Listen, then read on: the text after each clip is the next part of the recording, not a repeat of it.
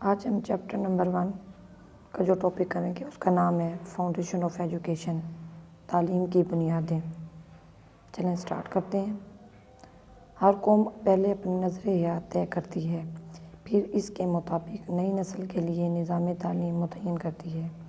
کسی بھی قوم کے طرز عمل اور طرز فکر اور اخلاقی اقدار و روایات کے مجموعے کو نظریہ حیات کہا جاتا ہے۔ عملی تعلیم اور تعلیمی نظام کو قومی نظریہ حیات سے جدا نہیں کیا جا سکتا۔ اس لحاظ سے تعلیم قومی نظریہ حیات کی آئندہ نسلوں تک منتقلی کا ذریعہ بن جاتا ہے۔ تعلیم ہر دور کی ضرورت رہی ہے۔ یہی وجہ ہے کہ ہر دور کے ماہرین تعلیم نے اپنے دور کی معاشرتی اور ثقافتی ضرورت کے مطابق اس کی تعریف کی ہے۔ حقیقت یہ ہے کہ تعلیم ایک نہایت جامع معاشرتی و ثقافتی عمل ہے اور یہ تعلیمی عمل انسان کی پیدائش سے موت تک جاری رہتا ہے اور یہ عمل مختلف بنیادوں پر مشتمل ہے۔ تعلیم کی مندرجہ ذیل اہم بنیادیں یعنی فاؤنڈیشن مندرجہ ذیل ہے۔ پہلی ہے نظریاتی بنیاد، دوسری ہے نفسیاتی بنیادیں، تیسری ہے فلسفیانہ بنیادیں، چوتھی ہے معاشرتی بنیادیں اور پانچویں ہے معاشی بنیادیں۔ نظریاتی بنیادیں کسی بھی سماج کی ترقی کے لیے نظریہ مکیدی اہمیت کا حامل ہے۔ اقوام عالم میں یہی نظریہ ترقی یا پسماندگی کی طرف لے کر جاتا ہے۔ اگر کسی قوم کا کوئی نظریہ زندگی نہ ہو تو اس کا وجود ہی خطرے میں رہتا ہے۔ تعلیمی نظام ہر اس نظریے کا گہرا اثر ہوتا ہے۔ برلر نظریہ، قدامت پرست نظریہ، اعتدال پر مبنی نظریات براہ راست علم و تعلیم کو متاثر کرتے ہیں۔ اس طرح سرمایہ دارانہ نظام، سوشلزم، کمیونزم کے اصولوں پر مبنی نظریات تعلیمی ڈھانچہ بھی الگ الگ مرتب کرتے ہیں۔ ایسے ہی دین اسلام پر مبنی اعتدال پسند نظریات سماج کے تعلیمی نظام پر اثر انداز بھی ہوتے ہیں۔ تعلیم کی نظریاتی بنیادیں دراصل معلم اور متعلم کے درمیان تعلق اور سیکھنے کے عمل کو واضح کرتی ہیں۔ اسلامی نقطہ نظر سے تعلیم کی تعریف۔ اسلامی نقطہ نظر سے تعلیم ایک ایسا عمل ہے جس کے ذریعے سے انسان کی شخصیت کی ہمہ پہلو تربیت اور اس کے کردار کی تشکیل کی جاتی ہے تاکہ وہ زمین پر اللہ تعالیٰ کے خلیفہ کے منصب کا اہل بن سکے، خالق کائنات کو پہچاننے اور کائنات کو جانے۔ اس طرح انسان کے اندر بندگی کا پختہ تصور اور مستحکم کیا جاتا ہے۔ کائنات کی قوتوں کو تسخیر کرنے کی بھی صلاحیت پیدا کی جاتی ہے۔ مقاصد تعلیم۔ ہر معاشرہ اپنے مقاصد تعلیم کے تعین کے لیے اپنے معاشرتی اقدار کو بنیاد بناتا ہے اور پھر اس پر تعلیم کا نظام قائم کرتا ہے۔ اسلامی معاشرے میں اللہ تعالیٰ کی معبودیت کے عقیدے کو سب سے بڑی قدر کی حیثیت حاصل ہے۔ اس اعتبار سے تعلیم کا بنیادی مقصد افراد معاشرے میں ابدیت کا شعور راسخ کرنا ٹھہرے گا اور اس کے لیے معرفت نفس، معرفت کائنات اور معرفت خدا کے اوصاف کی بھی تشکیل کی جائے گی۔ اسلامی نظریہ حیات کی 3 حقیقتوں خالق کائنات، کائنات اور انسان کو مد نظر رکھتے ہوئے اسلامی معاشرے میں تعلیم کے مندرجہ ذیل مقاصد ہیں۔ نمبر 1 ابدیت کا شعور، نمبر 2 رضا الہی کا حصول، نمبر 3 فکر آخرت کی نشو و نما، نمبر 4 کائنات کا ادراک اور نمبر 5 تذکیر کائنات۔ پہلا ہے ابدیت کا شعور۔ اسلامی معاشرے میں تعلیم کا بنیادی مقصد افراد معاشرے میں ابدیت کا شعور راسخ کرنا ہے اور اس کے لیے معرفت نفس، معرفت کائنات اور معرفت الہی کے اوصاف کی تشکیل ضروری ہے۔ رضا الہی کا حصول۔ تعلیم کا مقصد معرفت الہی کے بعد رضا الہی ہے۔ اسلامی فلسفہ حیات کی سب سے بڑی قدر اللہ تعالیٰ کی رضا اور خوشنودی حاصل کرنا ہے۔ تعلیم کا فرض ہے کہ وہ فرد کی اس انداز سے تربیت کرے کہ وہ بشریت کے تمام تقاضے پورے کر کے رضا الہی حاصل کر سکے۔ تھرڈ پوائنٹ ہے فکر آخرت کی نشو و نما۔ فکر آخرت کی نشو و نما تعلیم کا ایک اہم مقصد اور اسلامی معاشرے کا ایک اہم تقاضا ہے۔ اس مقصد کے حصول کے لیے اطاعت خدا و رسول کا رویہ پیدا کیا جائے۔ آن حضرت صلی اللہ علیہ وآلہ وسلم کا فرمان ہے کہ دنیا آخرت کی کھیتی ہے، انسان کے اعمال کا بدلہ قیامت کو ملے گا۔ نیکسٹ 4 پوائنٹ ہے کائنات کا ادراک۔ خالق کائنات نے اس کائنات کو انسان کی اماج گاہ بنایا ہے۔ انسان اس کائنات کی حقیقت کو پانے کے لیے ہمیشہ سے ہی سرگرداں چلا آ رہا ہے۔ تعلیم کا ایک اہم مقصد کائنات کو سمجھانا بھی ہے۔ تعلیم کا یہ فرض ہے کہ بچوں میں سائنسی انداز فکر پیدا کرے اور غور و فکر کی صلاحیت میں نکھار لائے تاکہ وہ کائنات کی چیز کو عقل اور تجربے کی کسوٹی پر رکھ سکیں۔ اور 5 پوائنٹ ہے تذکیر کائنات۔ کائنات کی تذکیر کے لیے ضروری ہے کہ طلباء میں کائنات کے وسائل اور قوتوں کا علم و شعور پیدا کیا جائے تاکہ وہ فطرت کی قوتوں کو تذکیر کر کے بنی نوع انسان کی دنیائی فلاح و بہبود کے لیے کام میں لا سکیں۔ نیکسٹ ہے تعلیم کی فلسفیاتی بنیادیں۔ تعلیم معاشرے کے فلسفہ حیات کے تابع ہوتی ہے۔ کسی قوم کے فلسفہ حیات کو نظر انداز کر کے کوئی بھی نظام تعلیم تشکیل نہیں دیا جا سکتا۔ نظام تعلیم کے لیے فکری اور نظریاتی بنیاد فلسفہ ہی سے حاصل ہوتا ہے۔ جیمز روس کہتا ہے کہ فلسفہ اور تعلیم ایک ہی سکے کے دو رخ ہیں۔ امریکی مفکر تعلیم جان ڈائی کے نزدیک فلسفہ بغیر تعلیم کے اور تعلیم بغیر فلسفے کے بے معنی ہے۔ فلسفے کا عملی پہلو تعلیم ہے۔ کسی بھی نظام تعلیم کے لیے تعین مقاصد، تشکیل نصاب، تعلیم و تدریس اور نظم و نسق کے سلسلے میں فلسفے کی اہمیت کو نظر انداز نہیں کیا جا سکتا۔ فلسفے کا مفہوم۔ فلسفے کے لغوی معنی اشتیاق علم، محبت دانش یا تلاش صداقت کے ہیں۔ انسان کے اعصابی نظام کی بناوٹ کچھ اس طرح ہوئی ہے کہ فکری سرگرمیوں کی جانب اس کا فطری رجحان رہا ہے۔ تلاش صداقت ہی فلسفے کا اولین مقصد ہے۔ سچائی، حقیقت یا صداقت کے تصورات ہر دور، ہر فرد اور ہر قوم کے جداگانہ ہوا کرتے تھے۔ عقل و حکمت کے بارے میں یونانیوں کے تصورات ہمارے موجودہ تصورات سے بہت مختلف ہیں، اور ان کے یہ تصورات نشاط ثانیہ کے بعد لوگوں کے تصورات کے مقابلے میں قیاسی زیادہ اور حکمیاتی کم تھے۔ افلاطون نے فلسفے کی تعریف یوں کی ہے کہ اشیاء کی فطری ماہیت کے لازمی اور ابدی علم کا نام فلسفہ ہے۔ ارسطو کے نزدیک فلسفہ وہ علم ہے جس کا کام یہ دریافت کرنا ہے کہ وجود کی اصل ماہیت یا وجودیت اپنی فطرت میں کیا ہے، نیز یہ کہ وجود کے اغراض یا خواص اور اس کی اپنی قدر کے لحاظ سے کیا ہے۔ ہربرٹ اسپینسر فلسفے کی تعریف میں کہتا ہے، ادنیٰ ترین علم ایک طرح کا فلشتر علم ہے۔ سائنس جزوی طور پر متحد علم ہے اور فلسفہ مکمل طور پر متحد و معید علم ہے۔ فلسفے کی عمومیت دراصل سائنس کی وسیع تر عمومیت کی یکجائی اور ہم آہنگی کا نام ہے۔ فلسفے کا اور تعلیم کا بنیادی تعلق۔ فلسفہ اور تعلیم لازم و ملزوم ہیں۔ تعلیم و تدریس کے شعبے میں فلسفے کو بنیاد کی حیثیت حاصل ہے۔ نظامی تعلیم فلسفے سے رہنمائی حاصل کرتا ہے اور فلسفہ تعلیم پر گہرے اثرات بھی مرتب کرتا ہے۔ فلسفہ کسی قوم کے نظریات، عقائد اور اقدار سے بحث کرتا ہے۔ انہیں قومی زندگی کی اساس بھی کہا جاتا ہے۔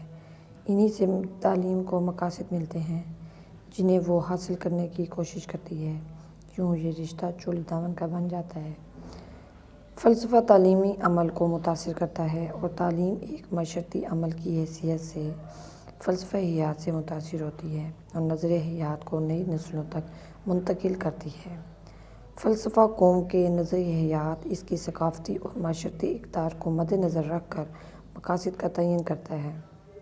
یہی مقاصد تعلیم کے لیے نشان منزل ہوتے ہیں اور تعلیم اس منزل تک پہنچنے کا ذریعہ بن جاتی ہے۔ اس لیے کہا جاتا ہے کہ فلسفہ تعلیم کا نظریاتی پہلو اور تعلیم فلسفے کا عملی پہلو ہے۔ جان ڈوئی کے نزدیک فلسفہ تعلیم کے اور تعلیم بغیر فلسفے کے بے معنی ہے۔ فلسفے کے بغیر تعلیم کو منزل نہیں مل سکتی۔ فلسفے کا عملی پہلو تعلیم ہے اور تعلیم کا نظریاتی پہلو فلسفہ ہے۔ فلسفے کو تعلیم میں روح کی حیثیت حاصل ہے۔ تعلیم کی نفسیاتی بنیادیں، سائیکولوجیکل فاؤنڈیشنز۔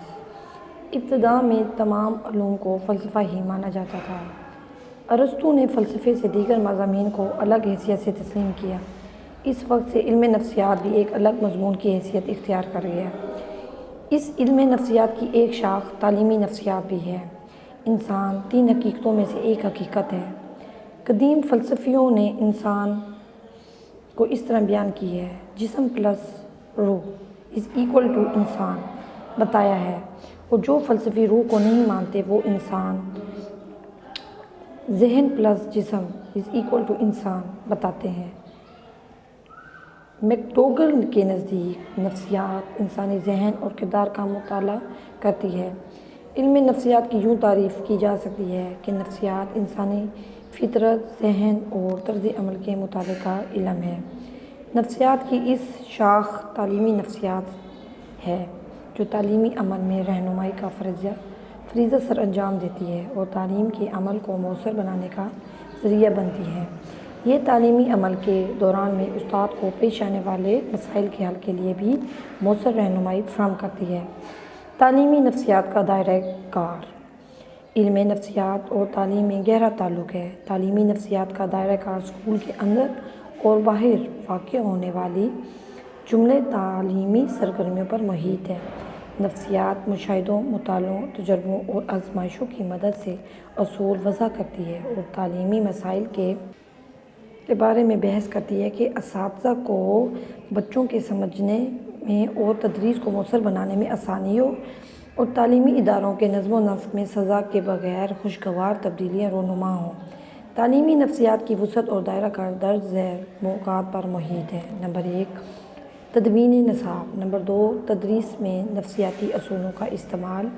نمبر 3، طلباء کے انفرادی اختلافات کا جائزہ۔ نمبر 4، طلباء کی دلچسپیوں سے آگاہی۔ نمبر 5، طلباء کی رہنمائی۔ نمبر 6، استثنائی بچوں کے مسائل کا مطالعہ۔ نمبر 7، بچوں کی نشو و نما کا علم۔ نمبر 8، گروہی تدریس۔ نمبر 9، تعلم کو پائیدار بنانا۔ نمبر 10، تعلم کا جائزہ اور پیمائش۔ اور نمبر 11 ہے انتظامیہ کے مسائل۔ نفسیات ہمیں بچوں کی سوچ، ضروریات اور خواہشات کو سمجھنے اور تعمیری رخ دینے کے طریقے بتاتی ہے۔ تعلیمی نفسیات اور تعلیمی عمل کا آپس میں اتنا ہی گہرا تعلق ہے کہ کوئی استاد تعلیمی نفسیات کو پڑھے بغیر اور اس کے فراہم کردہ نفسیاتی اصولوں کو استعمال کیے بغیر مؤثر تدریس اور کامیاب تعلیم کا تصور بھی نہیں کر سکتا۔ معاشرتی بنیادیں، سوشل فاؤنڈیشنز۔ جب چند افرادی شعوری طور پر مشترکہ مقاصد کے ساتھ مل جل کر رہنے لگتے ہیں تو معاشرہ وجود میں آتا ہے۔ معاشرہ افراد سے تشکیل پاتا ہے۔ ان افراد کے رہن سہن، رسم و رواج، مشترکہ انداز فکر، مذہبی، معاشرتی اور ثقافتی اقدار میں یک رنگی معاشرے کی تخلیق کا باعث بنتی ہے۔ معاشرہ انسانوں کا ایک ایسا گروہ ہے جس کے افراد ایک خاص طرز معاشرت قصداً اختیار کر لیتے ہیں اور مشترکہ مقاصد اور اقدار کے ذریعے متحد بھی ہو جاتے ہیں۔ اس طرح 3 باتیں معاشرے کے لیے ضروری ہوتی ہیں: نمبر 1، انسانوں کا گروہ۔ نمبر 2، خاص طرز معاشرت۔ نمبر 3، مشترکہ مقاصد اور اقدار۔ نمبر 4، خاص طرز رہائش۔ اور نمبر 5، مشترکہ زبان۔ انسانی سماج کا ارتقاء ہزاروں سال سے جاری ہے۔ سماج کے اس ارتقائی سفر میں انسان متعدد تجربات، نظریات اور تصورات سے گزرا ہے۔ معاشرے میں تعلیم کی اہم بنیادوں کو سمجھنے کے لیے ہمیں انسانی سماج کی فطرت کا ادراک کرنا ہوگا۔ امام شاہ ولی اللہ اپنی کتاب البدر البازغہ میں فرماتے ہیں کہ انسانی تہذیب و تمدن 4 مراحل سے گزر کر موجود صورت تک پہنچتی ہے۔ تہذیب و تمدن کے پہلے مرحلے کو ارتفاق سے بکیر کرتے ہیں، جس کی بنیاد نوع انسانی کی فطرت کو گردانتے ہیں۔ شاہ ولی اللہ انسان کو نوعی تقاضوں کو پورا کرنے کے لیے 3 عوامل عطا کیے گئے ہیں۔ رفع عامہ کا تعین: انسان کی ضرورت محض بنیادی ضروریات تک ہی محدود نہیں، بلکہ وہ ان کے ماسوا ان سے بلا تر اشیاء کی ضرورت اپنے اندر محسوس کرتا ہے۔ تنہا طبعی ضروریات بھوک، لباس، تعلیم، روزگاری اس کو کسی عمل کے لیے آمادہ نہیں کرتی، بلکہ اس میں عقلی ضروریات بھی موجود ہیں جو اسے ایسے نفع کے طلب کرنے اور ایسے نقصان سے عزر کرنے کے لیے کرتی ہیں جن کا تقاضا عقل خود کرتی ہے، نہ کہ حیوانی طبیعت، اور وہ ہمیشہ اس بات کا خواہاں رہتا ہے اس سے ان اعمال کا صدور ہو جو نہ صرف اس کے لیے سود مند ہوں بلکہ دیگر افراد کے لیے بھی یکساں سود مند ہوں۔ بسا اوقات اس کا یہ تکمیل اسے کسی شہر میں ایک صالح تمدنی نظام کے قیام کے لیے اکساتا ہے، تو کبھی خود اپنے اخلاق کی تکمیل کے لیے اور اپنے نفس کی تہذیب کے لیے۔ دورس فعل کا خیال رکھتے ہوئے بسا اوقات وہ قریبی نقصان کو برداشت بھی کر لیتا ہے اور کبھی مستقبل کے نقصانات ختم کر دینے یا محدود کرنے کے لیے اپنے قریبی فوائد تک قربان کر دیتا ہے۔ اس کی ہمیشہ یہی کوشش ہوا کرتی ہے کہ وہ صاحب عزیز و شرف رہے اور لوگوں کے دلوں میں اپنے جو جلال کا رعب قائم رکھ سکے۔ دوسرا پوائنٹ ہے اس کا شوق حسن و جمال۔ فطرت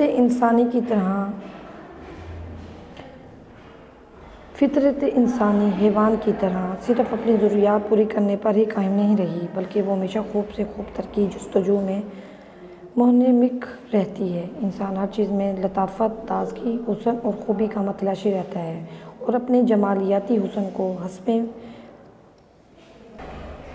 مقدور آسودہ کر سکے۔ مثال کے طور پر حیوانی حاجت محض غذا ہے جس سے بھوک دفع کی جائے اور زندگی کی حرارت باقی رہے، لیکن انسان اس میں لذت و طاقت کا طلبگار رہتا ہے اور اپنی آسودگی کے لیے انواع و اقسام کے کھانے تیار کرتا ہے، خوشنما گھر بنانے کی بھی خواہش رکھتا ہے، خوبصورت لباس کا بھی انتخاب کرتا ہے۔ اور اس کا لاسٹ پوائنٹ ہے ایجاد اور تقلید کا مادہ۔ جس طرح انسانی ضروریات کی نوعیت حیوانی ضروریات کی نوعیت سے مختلف ہے، اس طرح اللہ تعالیٰ کی جانب سے انسان کو ہونے والے الہام کی کیفیت بھی حیوانی الہام کی کیفیت سے مختلف ہے۔ حیوانات کے برعکس نوع انسانی کے افراد پر ان کی تمام ضروریات کے متعلق ہونے والے الہام ایک ہی قسم کا نہیں ہوتا، بلکہ ضروریات کے اختلاف کے ساتھ الہام کے وقت اور اس کی قسم میں بھی اختلاف ہوتا ہے۔ انسان ان الہامات سے اپنے فوائد اور دیگر مفید طریقوں میں مدد لیتا ہے۔ بسا اوقات بہت سی حاجتوں کا بھی کچھ لوگوں کو خیال نہیں آتا، ایسے موقع پر دوسرے ان کی دستگیری کرتے ہیں۔ انہیں الہام ہوتا ہے کہ وہ اپنے فہم و ادراک سے کوئی بھی کارآمد طریقہ ڈھونڈ نکالتے ہیں اور دوسرے لوگ اس طریقے سے بہرہ اندوز بھی ہوتے ہیں۔ یہ تینوں عناصر انسانی معاشرے کا سنگ بنیاد کہلاتے ہیں۔ اور لاسٹ پوائنٹ ہے ہمارا، اور وہ ہے معاشی بنیادیں یعنی اکنامک فاؤنڈیشنز۔ تعلیم یافتہ اقوام نے تعلیم کو اولین ترجیحات میں رکھا ہے اور اس کے لیے خصوصی فنڈز بجٹ مختص کیے جاتے ہیں۔ ریاست خود تعلیمی منصوبوں کی سرپرستی کرتی ہے تاکہ مطلوبہ نتائج برآمد کیے جا سکیں۔ تاہم کسی معاشرے کی ترقی کا انحصار مندرجہ ذیل معاشی لحاظ سے درج ذیل باتوں پر ہے۔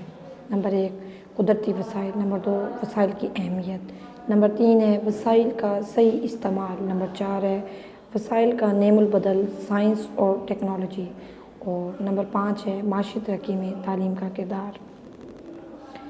سب سے پہلا اس کا جو پوائنٹ ہے وہ ہے قدرتی وسائل۔ اللہ تعالیٰ نے زمین کو قدرتی وسائل سے مالا مال بنایا ہے۔ یہ وسائل انسانی ترقی کے لیے ناگزیر ہیں۔ یہی وجہ ہے کہ انسان کو اس کائنات میں چھپے خزانوں کی تلاش کرنے کی تلقین کی گئی ہے۔ ان قدرتی وسائل میں آبی وسائل، جنگلی وسائل، زرعی وسائل، صنعتی وسائل اور معدنی وسائل بھی شامل ہیں۔ ایسے تمام وسائل ملک کی اقتصادی یا معاشی وسائل کہلاتے ہیں۔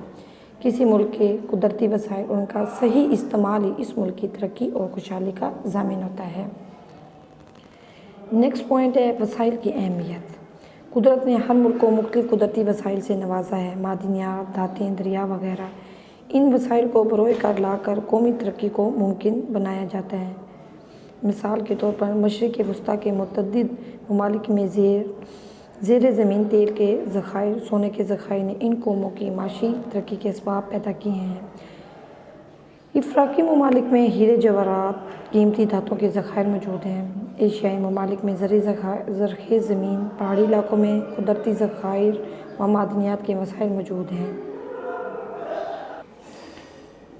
وسائل کا صحیح استعمال۔ بعض ممالک کے پاس قدرتی وسائل کی کمی نہیں ہوتی، لیکن وہ تربیت یافتہ افرادی قوت نہ ہونے کی وجہ سے ان وسائل سے پوری طرح فائدہ نہیں اٹھا سکتے۔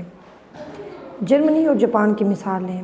دوسری جنگ عظیم 1939 سے 1945 کے دوران جس بری طرح شکست سے دوچار ہوئے، ان کے بعد خیال تھا کہ جرمنی اور جاپان کبھی بھی ابھر نہ سکیں گے، مگر وہ اپنی بہترین منصوبہ بندی اور تربیت یافتہ افرادی قوت کی بدولت بہت کم قدرتی وسائل ہونے کے باوجود صنعتی ترقی میں قدرتی وسائل کے ممالک کو پیچھے چھوڑ چکے ہیں۔ آج وہ دونوں ممالک اپنے محدود قدرتی وسائل کے باوجود صنعتی ترقی کی انتہائی بلندیوں پر ہیں۔ ڈنمارک کے وسائل بھی کم ہیں، لیکن وہ بھی اپنی بہتر منصوبہ بندی کی وجہ سے ترقی یافتہ ممالک کی صف میں شامل ہو چکا ہے۔ فورتھ پوائنٹ ہے وسائل کا نعم البدل، سائنس اور ٹیکنالوجی۔ آج کے ترقی یافتہ دور میں انسان سائنس اور ٹیکنالوجی کے بل بوتے پر زمین پر پھیلے ہوئے قدرتی وسائل اور زمین کے اندر چھپے ہوئے وسائل کو چھوڑ کر آسمان کی وسعتوں میں پھیلے قدرتی وسائل تلاش کر رہا ہے۔ سائنس اور ٹیکنالوجی کی ترقی نے قدرتی وسائل کو زیادہ سے زیادہ کارآمد بنا دیا ہے، تاہم وہ ممالک جو کثیر قدرتی وسائل رکھنے کے باوجود غربت اور افلاس کا شکار ہیں، تو ان کی بنیادی وجہ وہاں تعلیم کا نہ ہونا تھا۔ موجودہ تحقیق کے مطابق قدرتی وسائل کا ترقی میں 10 سے 25% حصہ ہوتا ہے، باقی حصہ صنعتی ایجادات اور سائنسی علوم کا مرہون محنت ہے۔ معاشرتی ترقی میں تعلیم کا کردار۔